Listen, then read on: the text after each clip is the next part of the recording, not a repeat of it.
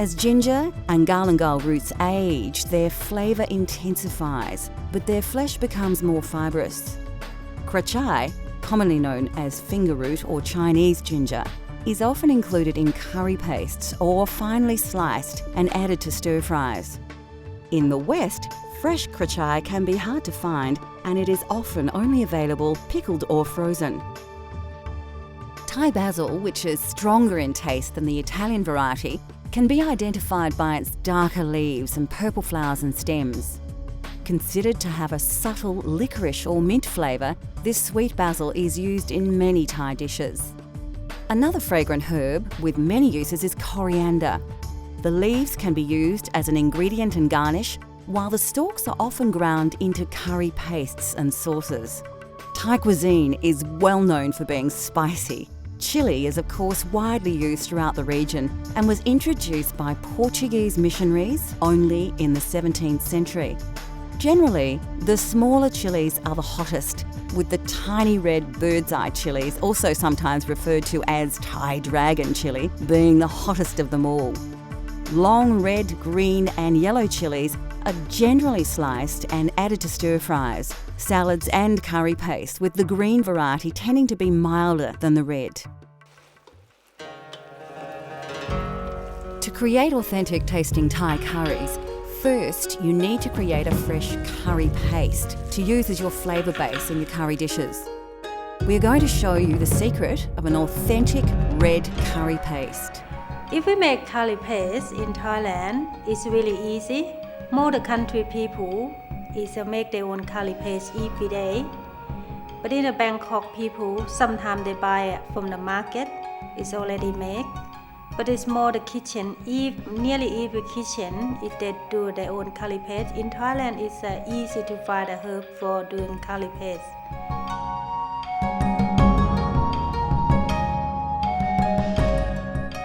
You'll need a mortar and pestle for this recipe. If you don't have one, a small blender will do the job. You'll also need a variety of spices and vegetables that you may only be able to get from your local Asian grocer or market. When you select your ingredients, fresh produce may not always be available, but many ingredients also come in 3 varieties: frozen, pickled or dried. And remember, if you're using dried chilies, you will need to soak them in water for a few minutes to soften them.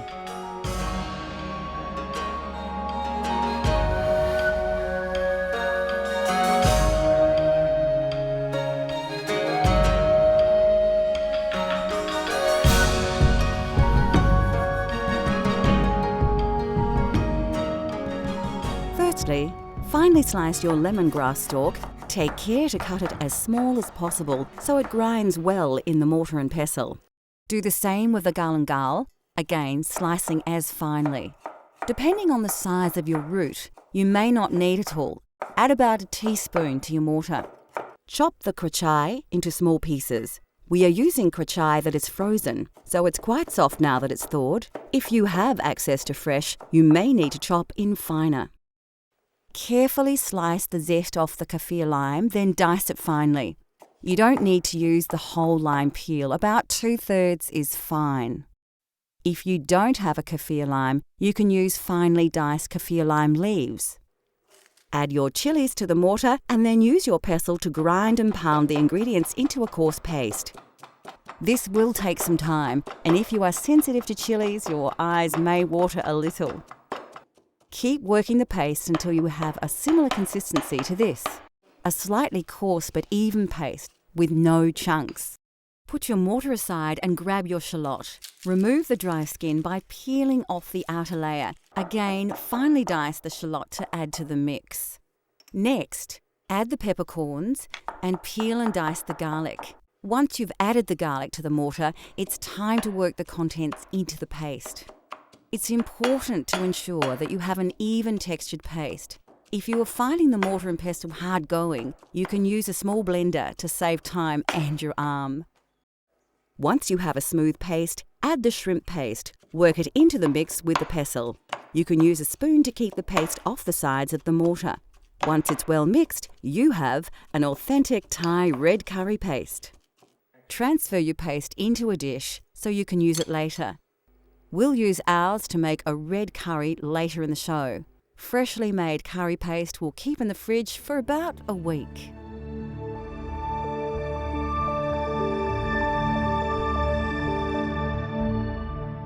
Like any cuisine, there is a wide and varied range of condiments and sauces that can greatly influence the taste of any dish. One of the most important ingredients in Thai culinary culture is fish sauce, a salty and intensely flavoured sauce derived from fermented fish, salt and water. Other condiments include soy sauce, lime paste, shrimp paste, vinegar, peanuts and various dried and pickled produce. Dried shrimp and shrimp paste, pickled fish and chilies, even pickled peppercorns may seem unusual and exotic to Western tastes, but are commonly found in popular Thai dishes. Still to come on Cultural Flavours Thailand, we spice things up with a tasty red curry, explore the mouth-watering array of Thai fruit and vegetables, and we get cooking with noodles.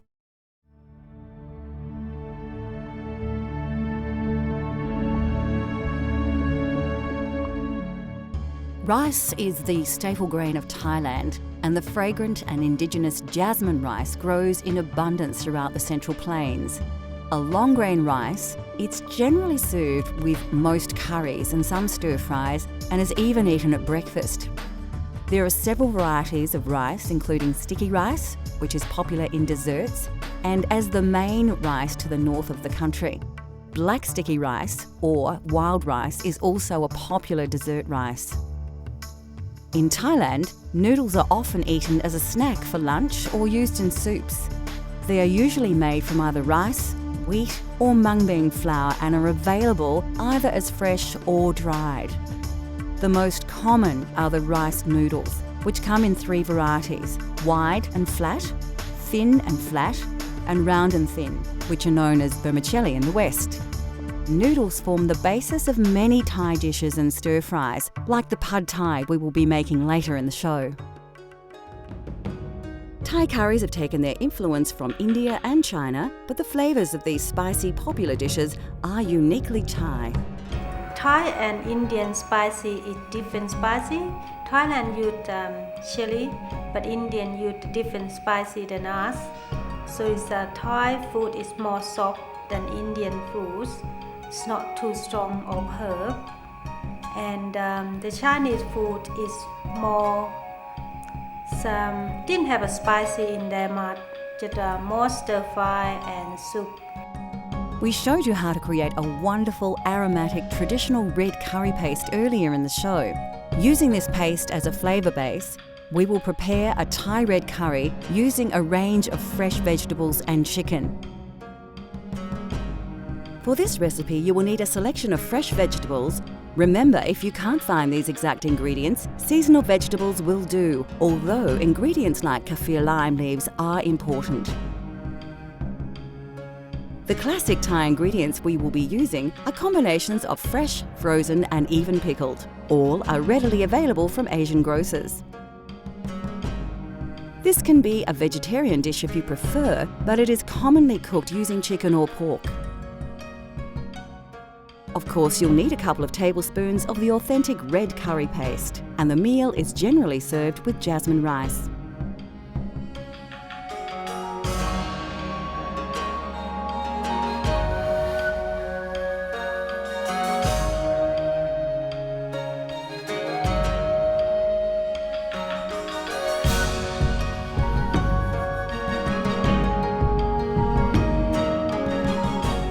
Firstly, you'll need to prepare all your ingredients. Slice the snake beans, not too finely, into about 3 centimetre or 1.5 inch lengths. The capsicum needs to be cut lengthways, taking long slivers off the edges while avoiding the seeds at the core of the pepper. Then dice these slices, like so. Having peeled your carrot, slice it so it can cook quickly but still retain its texture.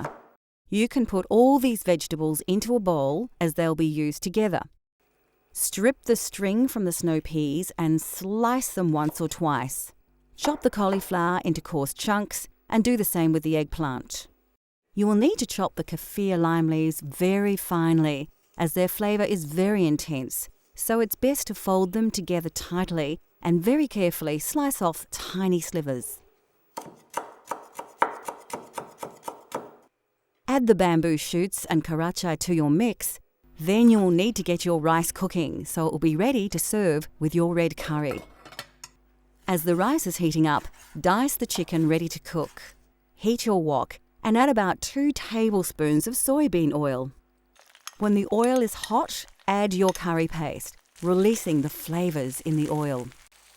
Quickly before it burns, add a portion of your coconut milk. Keep it moving in the wok. When you have worked the curry paste and coconut milk together, add the chicken and combine it with the paste. Once fully coated, you can add more coconut milk and stir the mix together. It's a good idea to add your coconut milk in stages. Although it does reduce, the milk is the best way to control the consistency of your curry, adding more if you feel the dish is too dry. You can now add the lid to the wok and cook on a low heat until the chicken is cooked through. Now add 4 tablespoons of sugar and 2 tablespoons of fish sauce and stir through before adding the vegetables you prepared earlier. You can add the diced vegetables all at once, but ensure you stir them thoroughly. Return the lid and simmer, steaming the vegetables for about 5 minutes. Be careful not to stew the curry, so watch the heat. We don't want to overcook the fresh vegetables. Finally, add the green pickled peppercorns and pick the leaves from your bunch of Thai basil. Mix the ingredients together quickly, as you don't want to cook the basil, just warm it enough to release its flavour into the curry. By now, your rice should be cooked and the dish is ready to be served. It is traditional in Thailand to serve the curry in one large dish and place the rice in another. Diners will then serve this into smaller bowls. So there you have it, Thai red curry with chicken and jasmine rice using an authentic, fresh, homemade red curry paste.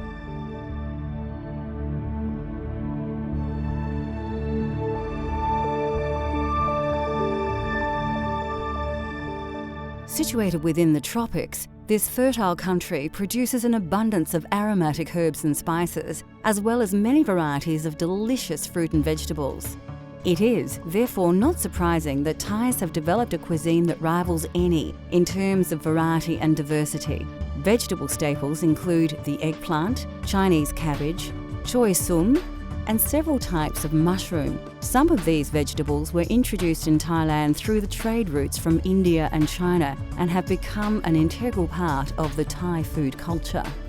Bean sprouts are also often added to various dishes. The sprouts are actually newly germinated mung beans and are crisp and sweet.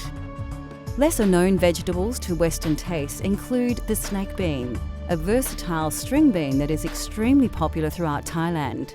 Like many vegetables, the snake bean has various names from different regions, and you may find them referred to as asparagus beans, long podded cowpeas, and the Chinese long bean, as well as the Indian-style eggplant. Thailand has its own eggplant varieties. These are cultivated in several colours and sizes, and although much smaller than the large purple aubergine we are familiar with, all are widely used in curries and stir-fries or dipped in sauces and eaten fresh. Spring onion, chives and mint are commonly added to lap, a sour salad with meat and chilli, or simply used as a garnish. Thai cuisine often features shallots, which are similar to onions, but are considered to have a sweeter, milder flavour. Of course, another quintessential Asian ingredient, which is prominent in Thai cooking, are bamboo shoots. Shoots are used fresh or pickled and are usually sliced thinly, as they can have a woody texture, especially near the pith. Next on Cultural Flavours Thailand, we fire up the wok and our taste buds as we prepare a Thai family favourite and the country's national dish. Plus, we explore the many wonderful and exotic tropical fruits of Thailand. Pad Thai is a simple, flavoursome dish that is easy to prepare, healthy to eat, and most ingredients are readily available. In Thailand, we eat a lot of Pad Thai. Some people eat for snack and lunch, dinner, but sometimes it's evening sup, like the nighttime sup. They have an all day, all night sale, and it's more popular in the easy way to make, and it's easy to buy everywhere. Have a pad thai, and it's quite heavy and solid meal as well.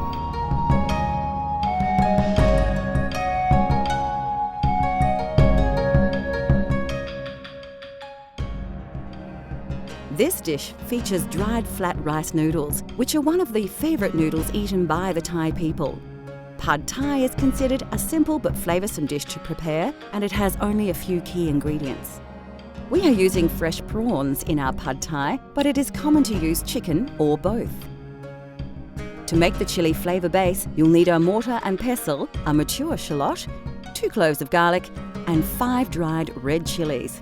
You can soak the chillies in water a couple of minutes before you use them.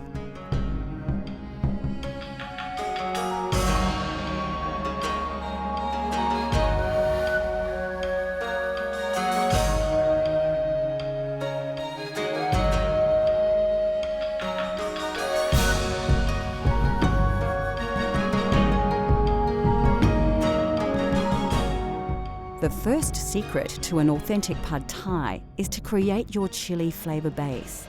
Take a shallot and peel the dry skin and outer layer off. Finely chop the shallot and place it in your mortar. Peel and chop your garlic cloves and add them to the mix with the chillies. Pound and grind the ingredients in your mortar and pestle until you have a coarse paste, much like the red curry paste we prepared earlier. Then put it aside to use later. Slice the garlic chives into short lengths of about 3 centimetres or 1.5 inches and place them to the side. Now it's time to fire up your wok and add the soy oil. It's a good thing to remember that Pad Thai has 2 distinct styles, a drier, lighter dish and a heavier, oilier version more popular in the West. When the oil is hot, add your chilli paste you prepared earlier. Really work the paste through the hot oil so you release all those delicious flavours and aromas. Don't overcook the paste as it will burn if you leave it too long. To the chilli base, crack in the eggs. It's important you don't let the eggs cook whole, so if you feel they are starting to set, give them a stir through before you add more. Blend the eggs through the chilli paste and oil until they start to cook through.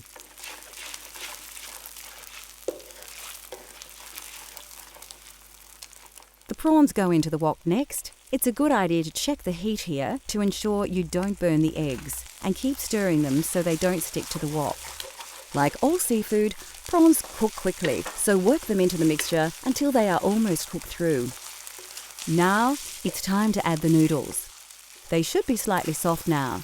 Be careful to have them well drained, as wet noodles will cause the oil in the hot wok to spit. Lift and mix all the ingredients well. Make sure you coat all the noodles with the wonderful flavours of the chilli paste, eggs and prawns. Once the noodles are well coated, add the sugar, fish sauce and the vinegar and work the ingredients through. It won't take long for the sugar to dissolve and for the next burst of distinct Pad Thai aromas to engulf you. When the noodles are cooked, it is an excellent time to taste your dish. You may feel you need more sugar or fish sauce to your taste. Pad Thai is served slightly sweeter in Western countries. When you are happy with the flavours, add the bean sprouts and sliced shallots, working them through the noodles. It's important not to let the dish cook too long here. We want to keep the mung bean shoots slightly crisp. Serve your noodles onto a plate and sprinkle the crushed peanuts over the dish and garnish with sprigs of fresh coriander and a piece of lime. Pad Thai is best eaten straight away before the noodles stick together. The lime can be squeezed over the dish just before eating for a delicious and refreshing, authentic Pad Thai experience.